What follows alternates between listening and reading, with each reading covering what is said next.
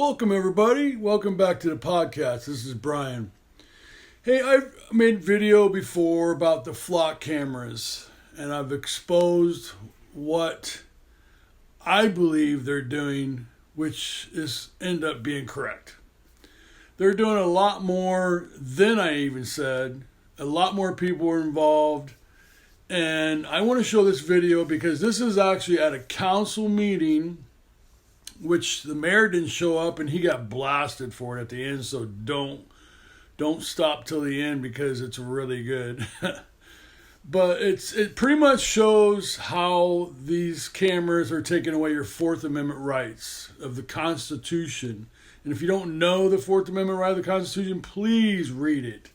It's your God-given right, civil rights, and they're always trying to trample on it. But this video will show you the disturbance things that this flock cameras, and basically I don't think they talk about it, but it's AI is involved too, aiding and abetting. But this is all being done around your cities now, and it's pretty disgusting. They did it without your knowledge, and it's something that you need to learn. This is educational, and you need to learn this because everybody thinks that, everybody's got good thoughts and they're doing things for good reasons. Not true. Check it out. Hey guys, my name is John McKinney. I am president of the East Colfax Neighborhood Association.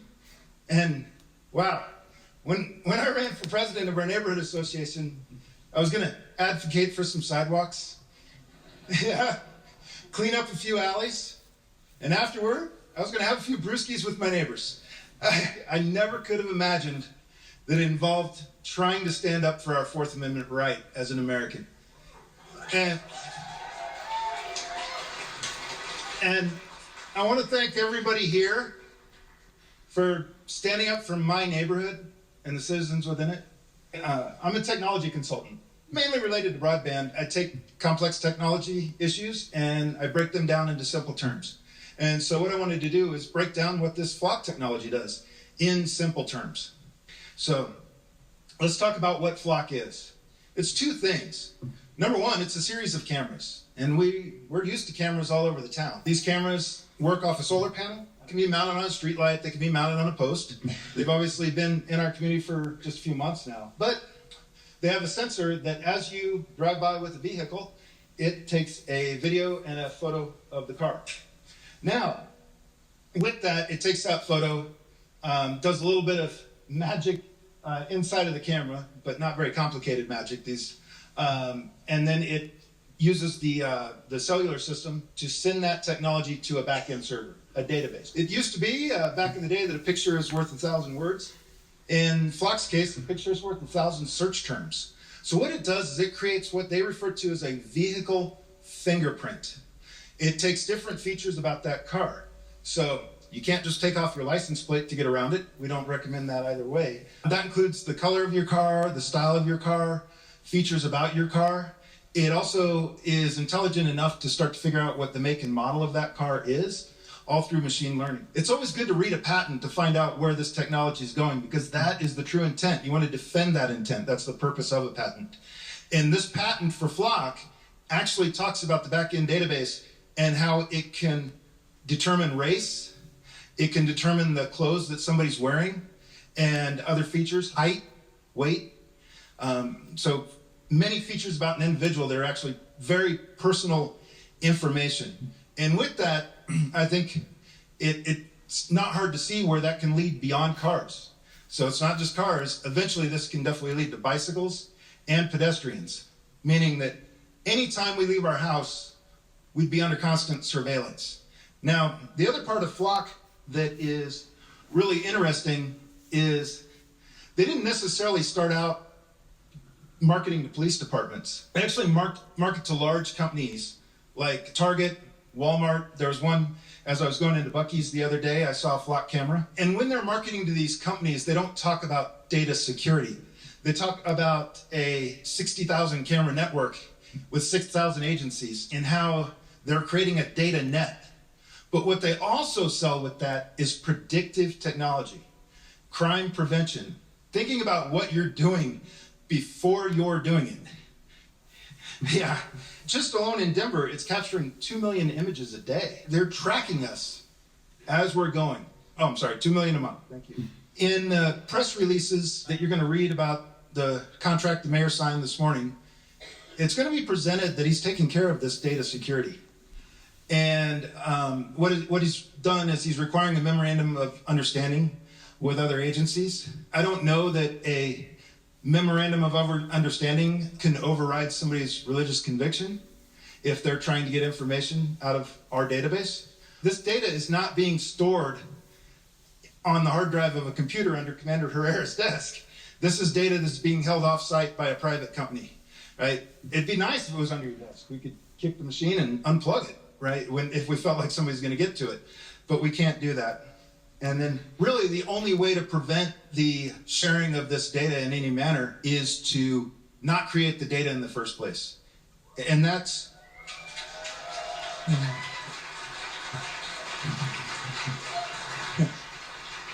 And the other thing about it is we've all worked with that bonehead coworker whose password is password using the A as an @ sign, right? That somehow got his bank account taken twice, clicks on every link that's sent to him. And well, that's probably a little bit lower percentage of officers that take an oath. I can guarantee there's definitely boneheads in that organization too. We're not talking about 1 or 2 users that have access to the data.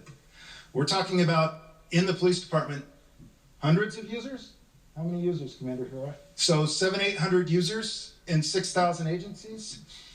That's smart.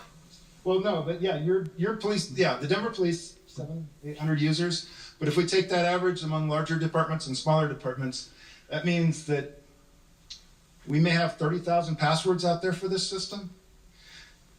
We're going to hit a bonehead. We're going to hit a bonehead. They're going to lose the password, or they're going to make a bad decision and share data, even though maybe the mayors between the 2 cities have signed a memorandum of understanding with each other. So also want to talk about additional data that is surveilling us. There's a technology called DFR, or Drone as First Responder. Simply put, what that is it's a box, maybe about the dimensions of this podium that stands about that tall, that you would put in a public place, plug it in, and then when the police are dispatched to a scene, it hovers above the scene and can read license plates and that. Now, on the surface, that actually sounds like a really cool technology. I'd like an officer that's going into the scene to maybe have a little guidance. Anybody that plays a video game knows that sometimes it's kind of good to go to that third-person view. So we can definitely understand why they would want that technology. On the other hand, if you're not willing to be open and transparent about all the technology that we're using, how can we be sure that you're not going to take that drone and fly over a protest and find out all the cars that are around that protest and maybe not go arrest them tomorrow, but just throw the name on a list, right? Start keeping a little bit of a social credit score. Well, we don't believe that that's the intention of Mayor Johnston or the Denver police. I would question, why would you want to build the infrastructure that makes it possible?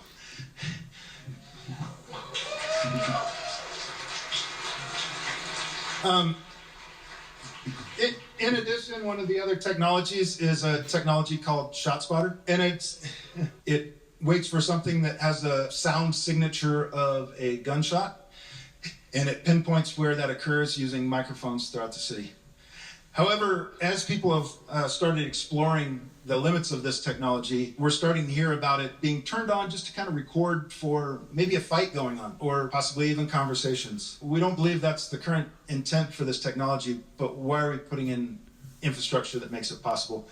And why are we doing it with our tax dollars, right?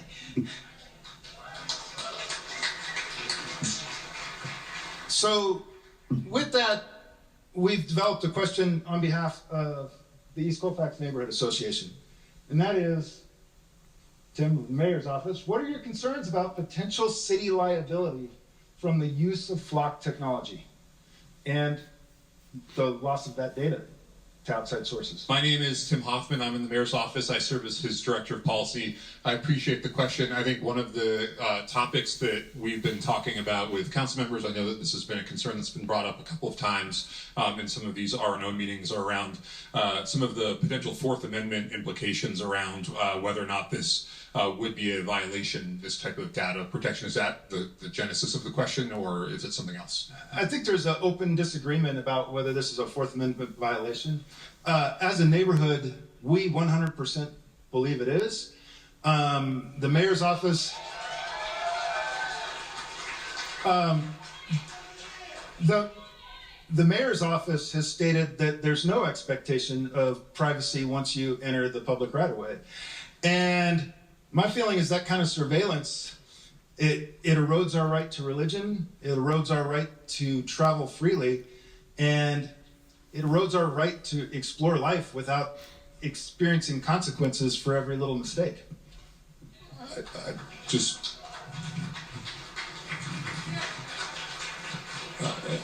a first quick correction. You said that the mayor's office position is that we believe that there's no expectation of privacy when you enter a roadway. Okay. Is that better? You guys can hear me now? Okay.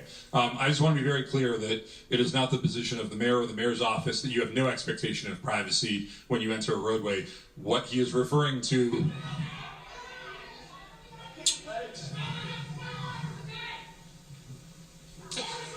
What that is referring to... Excuse me. If folks like invited, council members and people from the mayor's office, can we, if we're trying to engage in a dialogue and conversation, which I'm here to do tonight, I'm here to listen to all of you as well. And a lot of us have been working really hard trying to address these concerns and these issues. And so if we could just try to have, some respectful dialogue and allow people to speak. You may not agree with what they have to say, and that's fine. We don't have to agree, but I would like to allow people to speak. Thank you.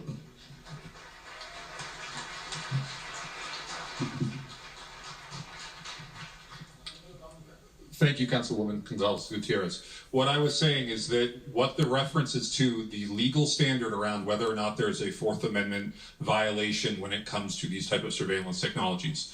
And what the courts have for decades looked at is whether an individual has a reasonable expectation of privacy in the thing that is being searched. There are courts that have looked at this as it relates to license plate reader systems in other jurisdictions, and some courts have found that yes, it is that you do have a reasonable expectation of privacy of your license plate when you are on a public roadway. There are also many other courts that have looked at it who have found that no, you do not have a reasonable expectation of privacy of your license plate number when you are on a roadway. So as it relates to the first question, that is an unsettled area of law right now. But I think to the larger point around the question of, is this a technology that is tracking everyone in this room around the city right now? I think that there, as we were talking about, there is a fundamental disagreement in that, yes, there are pictures being taken at these 111 locations of the cameras, but they are not being searched by anybody unless your car is suspected of being either stolen or involved in another crime. And so there is a difference between the mass surveillance where everyone is being watched all the time and the data being passively collected. And it is then only looked at, and this is one of the new features that we included as we roll out these new technological features. DPD, as of now, is the only agency in the country who has access to Denver's data. Period, full stop. For now, until there are MOUs negotiated with other local jurisdictions. But as part of the new data system that we are rolling out, when a DPD officer, Please stop.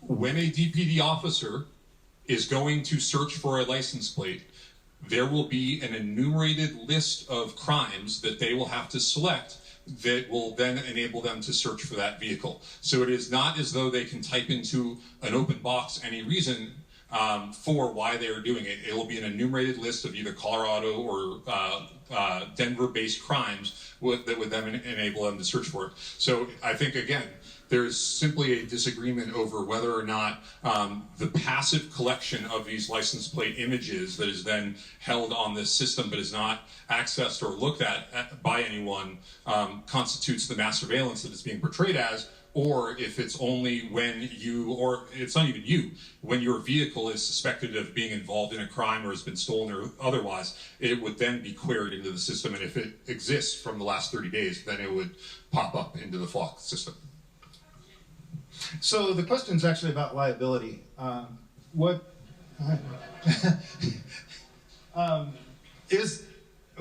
response, like, how do you feel about the city having liability for creating this data that could possibly be used against the citizens?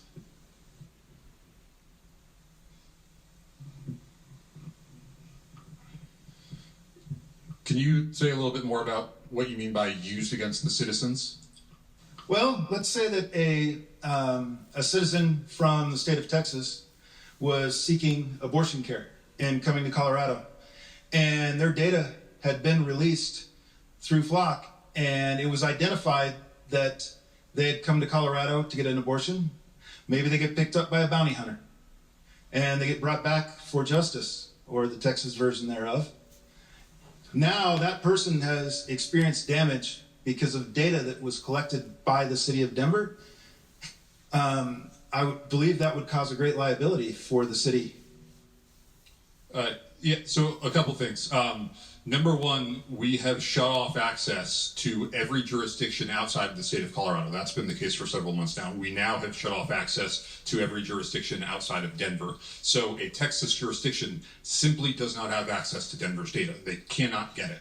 Secondly, there are state laws and there are Denver ordinances around whether or not we can comply with either civil immigration enforcement or reproductive health care. When someone is coming, there's a SHIELD law now, statewide.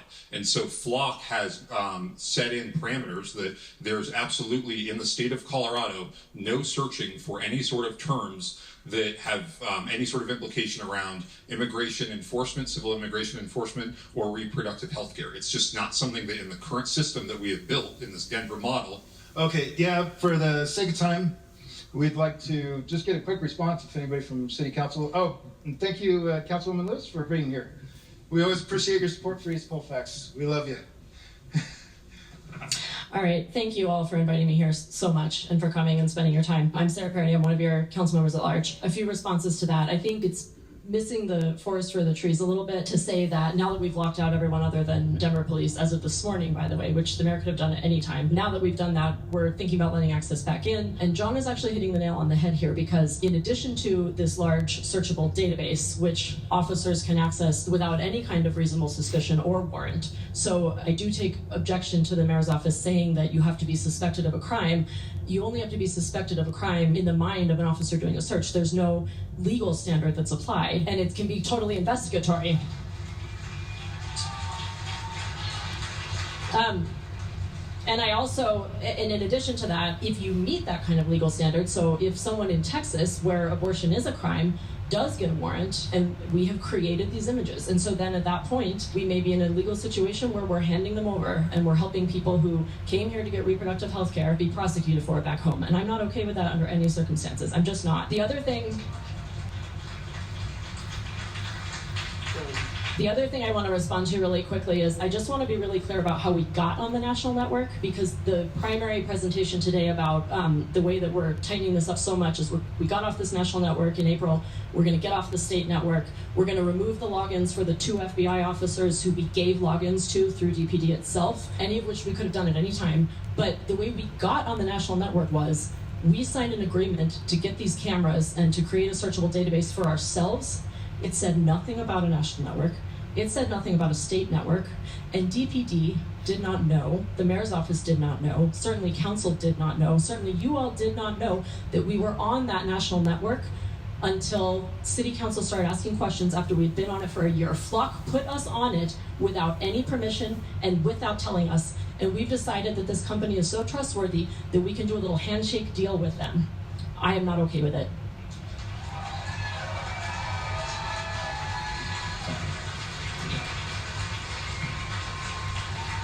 Lastly,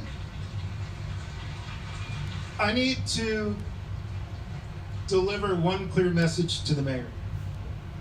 Please share this with him on behalf of the citizens of East Colfax. And we're going to say this in a really East Colfax kind of way. Quit doing this behind closed doors and come out and debate this in the public forum, you fucking pussy.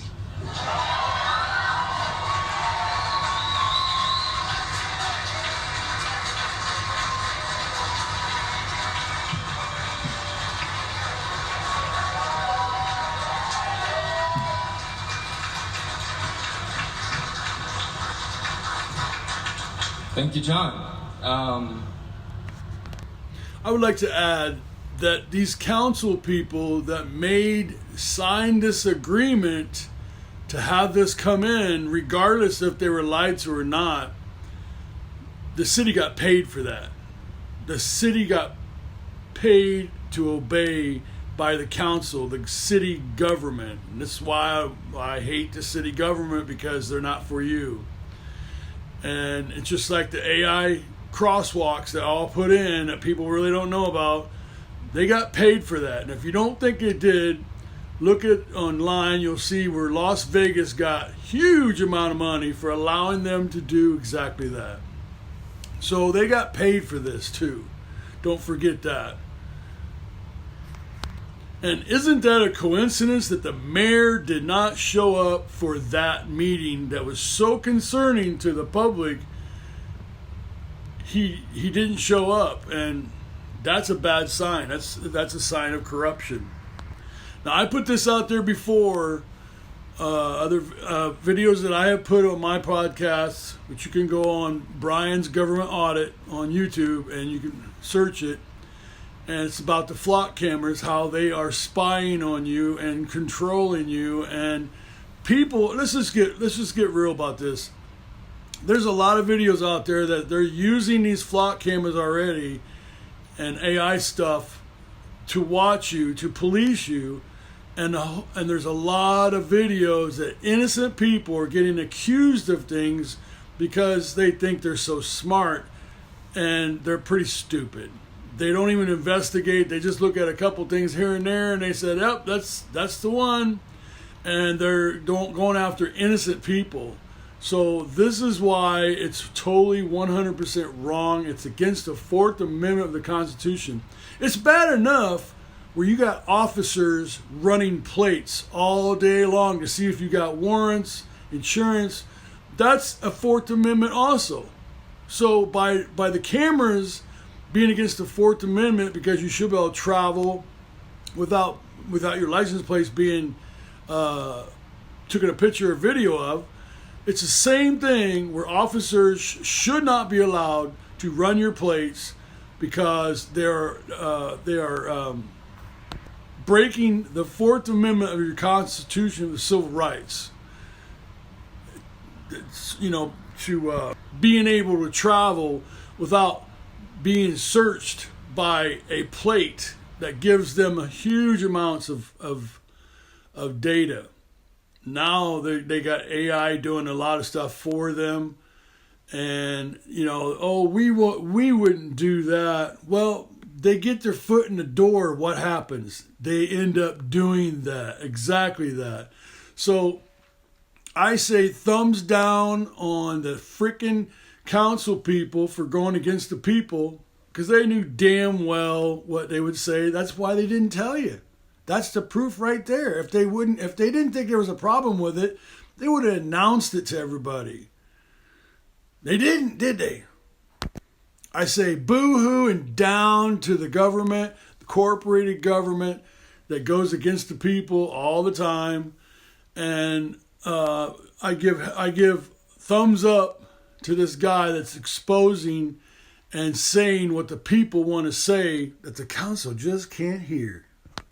And if these cameras are up in your town in any way, your council, government he, like he said, did not care about what you thought, and they sold you out. And it also shows that the council don't give a crap about your civil rights or the Constitution. I mean, there's already signs of that already, but this is just more proof on top of it. So, hey, I hope you learned something from this. Yeah, before you trust people, look at their actions. Actions always speaks louder than words. Subscribe, thumbs up. Let's spread this to everybody so everybody can be told what they're really doing with this stuff. I mean, they're backing up right now and saying, "Oh, we wouldn't do this, we wouldn't do that." They already were doing it. You know, they disconnected themselves 2 months ago. I mean, come on. You got to be an idiot not to know that. Hey, love you guys. Have a great day.